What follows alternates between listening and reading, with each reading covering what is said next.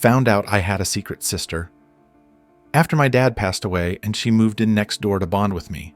Now she wants to hang out every day, and my grandma got mad when I asked for some space.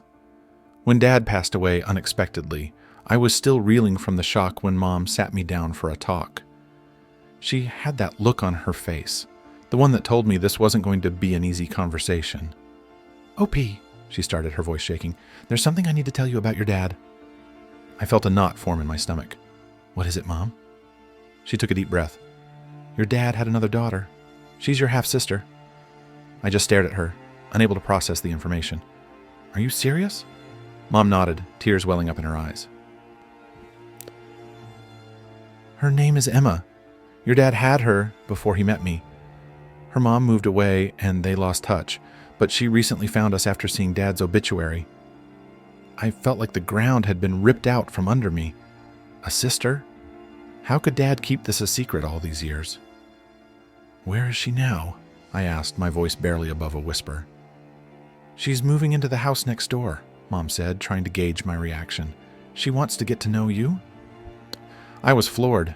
Not only did I have a secret sister, but she was going to be living right next to us. I couldn't even wrap my head around it. A week later, I saw a moving truck pull up next door. Mom insisted I go over and introduce myself. So, with a mix of curiosity and dread, I walked over and knocked on the door. Emma answered, and I was struck by how much she resembled Dad. Same eyes, same smile. It was eerie. "Hey," I said awkwardly. "I'm OP." She smiled warmly. "Hi, OP. I'm Emma. It's really nice to finally meet you." We stood there for a moment, both unsure of what to say. Finally, she broke the silence. "Want to come in? I could use some help unpacking." I nodded, stepping inside. As we unpacked, we started talking. She told me about her life, her mom, and how she found out about Dad. I shared stories about growing up with him. It was weirdly comforting to know that someone else missed him just as much as I did. By the end of the day, I felt like I was starting to understand this new part of my family. Emma and I started hanging out a lot. At first, it was nice. We bonded over shared memories of Dad and got to know each other better. But soon, it felt like she was always there. Every time I turned around, she was knocking on my door, wanting to hang out. One day, I was trying to study for an important exam, and there she was again. "Hey, OP, want to go grab a coffee?" she asked, looking hopeful. I sighed. "Emma, I can't today. I have to study." Her face fell. "Oh, okay. Maybe later then?" "Yeah, maybe," I said, trying to sound polite. But later that evening, she was back again, this time with a movie and snacks. I felt like I couldn't breathe. I needed space, but I didn't know how to ask for it without hurting her feelings. Things came to a head one night at dinner. Grandma was visiting, and I decided to bring up my concerns. "Grandma, I need to talk to you about Emma," I said, glancing nervously at Mom. Grandma raised an eyebrow. "What about her? I feel like she's always around. I need some space, and I don't know how to tell her without being rude." Grandma's face turned to stern. "OP, that girl just lost her father and found out she has a brother. She's trying to bond with you. You need to be more understanding." "I know, but it's too much," I said, frustration creeping into my voice. "I can't even study without her interrupting." "She's your family," Grandma snapped. "You should be grateful she wants to spend time with you." I couldn't believe it. Instead of support, I got a lecture. I felt trapped, like no one understood what I was going through. One evening I snapped. Emma showed up unannounced while I was trying to work on a project. I was exhausted and stressed, and seeing her was the last straw. "Emma, I can't do this anymore," I blurted out. She looked taken aback. "Do what?" "This. You showing up all the time. I need space. I'm suffocating." Her eyes filled with tears. "I thought we were getting along. I just wanted to spend time with you." "I know, but it's too much," I said, my voice breaking. "I need some time to myself." She stood there for a moment, then nodded slowly. "Okay, I understand." She left, and I felt a wave of relief and guilt wash over me. I didn't see her for a few days, and I started to worry. Had I pushed her away completely? Update. A few days later, I decided to go over and apologize. I knocked on her door, and when she answered, I could see she'd been crying.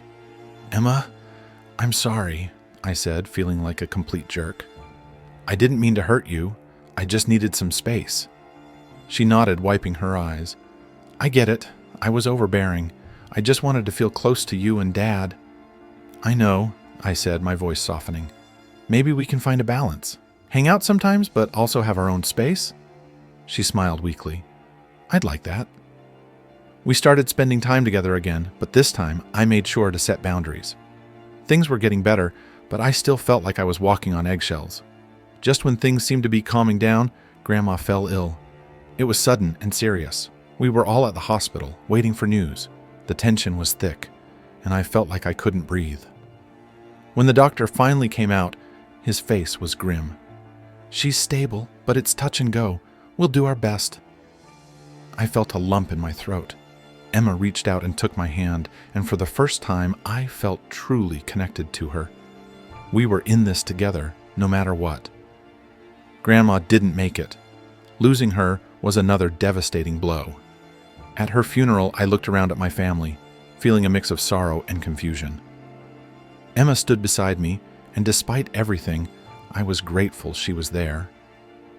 After the funeral, I realized something important. Family isn't always easy, and it doesn't always make sense, but it's all we have. Emma and I had our ups and downs, but in the end, we were there for each other when it mattered most. Life would never be the same, but at least we had each other. And maybe, just maybe, we could find a way to make this new family work. Now, moving on to the next story, my sister slept with my husband. Now we're in a full-blown family war. It all started on a random Tuesday.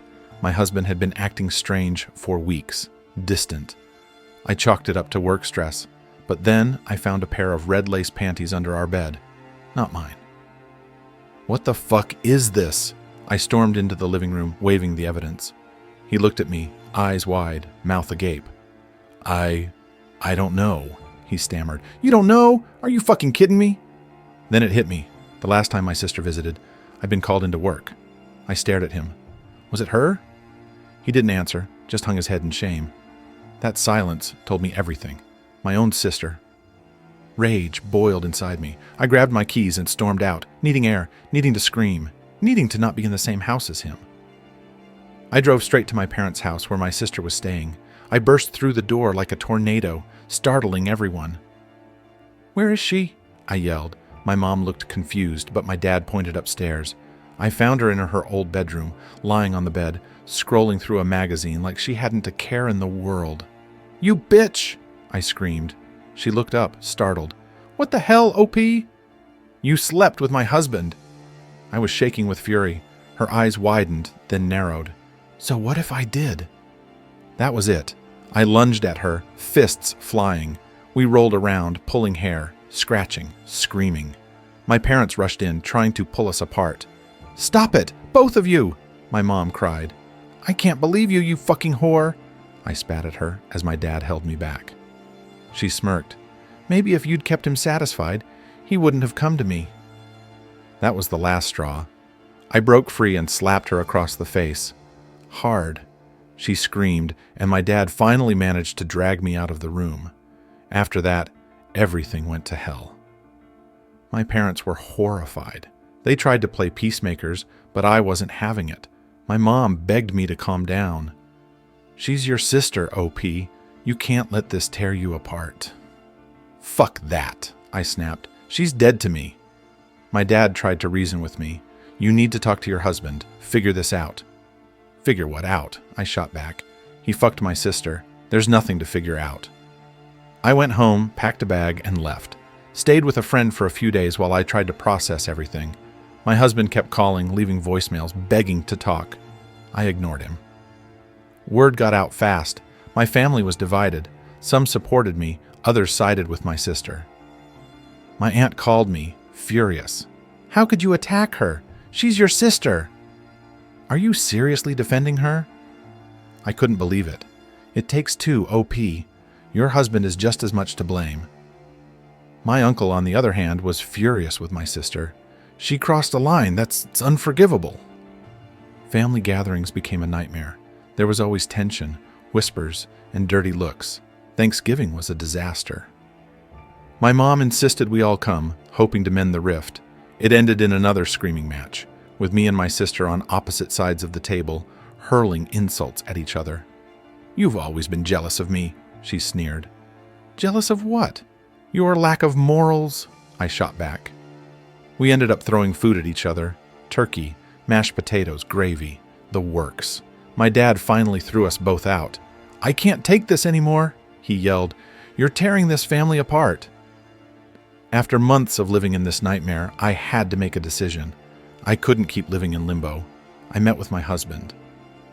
We sat in a park, away from prying eyes. "I'm sorry," he said, tears streaming down his face. "I was stupid. It was a mistake." "A mistake?" I laughed bitterly. "Sleeping with my sister is more than a mistake." "I love you, OP. I'll do anything to make it right." I looked at him, really looked at him. I saw the man I fell in love with, the man I thought I'd spend the rest of my life with. But I also saw the man who betrayed me in the worst possible way. "I can't," I whispered. "I can't forgive you. I can't forgive her. This is too much." He cried, begged me to reconsider, but my mind was made up. I filed for divorce. It was messy, painful, but it was necessary. Update. It's been a year since I walked away from my marriage and my sister. I've moved to a new city, started a new job. It's been hard, but I'm healing, slowly. My family is still a mess. My parents try to keep the peace, but the divide is still there. My sister and I haven't spoken since that fateful day. She's tried reaching out, but I'm not ready. Maybe I never will be. Just when I thought things were settling down, I got some unexpected news. My sister is pregnant. She claims it's not my ex-husband's, but who knows? My parents are over the moon, but I'm skeptical. It feels like another twist of the knife. A few months later, tragedy struck. My sister was in a car accident. She didn't make it. Despite everything, I was devastated. She was my sister, after all. At the funeral, my family was a wreck. My ex-husband showed up, and for the first time, I saw genuine remorse in his eyes. We talked, for real this time. There was no going back, but maybe, just maybe, we could start to heal. In the end, the family war took everything from us. Relationships shattered, lives lost. It's a harsh reminder of how fragile everything really is. If you take anything from my story, let it be this. Don't let betrayal destroy you. Hold on to those you love even when it feels impossible. Life is too short for anything else.